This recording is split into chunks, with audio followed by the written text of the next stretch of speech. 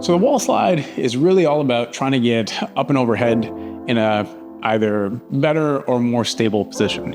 So what we're trying to target is our serratus anterior, which is responsible for sliding our shoulder blade along our rib cage and allowing us to start that travel of the hand overhead in a good position rather than being stuck in some sort of position, especially stuck back here and feeling like you run into a wall. And so what we want to do is teach the body not only how to organize itself to get up there, but also to do it in a way that makes sense so that you don't get any discomfort, which usually translates into like front of the shoulder pain or maybe some bicep pain or something a little different. But the point is, it's just like not good, it doesn't feel good. So we want to change that. What we're going to use for this is a foam roller, though you can do this without, but I like using the foam roller. It gives us something to slide onto. Now, setting this up, we do want to have our hands essentially about shoulder width, and we're going to make sure that the elbow and the hand stay in line the entire time. We're going to start with the roller up against the wall, and we want to push into the wall actively with that forearm. And I'm going to start in a position that's kind of like, think thumbs somewhere between chin and shoulder, somewhere in here. We're going to either stagger or start with feet beside each other. And the first thing I'm going to do is I need to separate my shoulder blades, which means I'm going to push into the wall, kind of like I'm pushing myself away.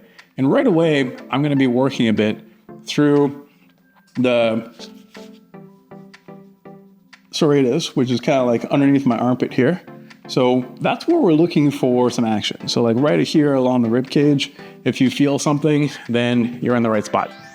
So got my setup position.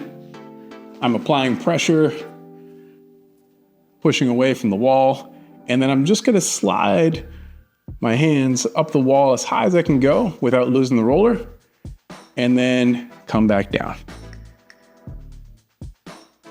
So I'm actively pushing into the wall. If you feel like you're going to lose the roller, always feel free to adjust and also play around with the position that allows you the most movement.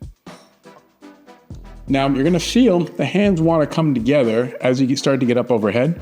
We want to still drive the hands apart as we're getting up overhead, which is going to give us that feeling along our rib cage, as long as we still keep the ribs down and avoid arching really hard and losing our push away from the wall. So the whole time you're being mindful of making sure that ribs stay down, we're pushing into the wall, and we're sliding, keeping our hands apart the entire time. You will feel quite a bit of action along the rib cage and maybe even through the front of the shoulder, but you want to distract from the front of the shoulder and move it into the rib cage. So that might just be a question of how much we are driving the hands apart and honestly just how hard that is for you right now. So that's where you start with that. Now you can add a little bit of spice to the movement by adding in some resistance. So how you do that is you might grab something like a mini band as a guide, and then we're going to do the exact same thing. We're going to get the roller on the wall.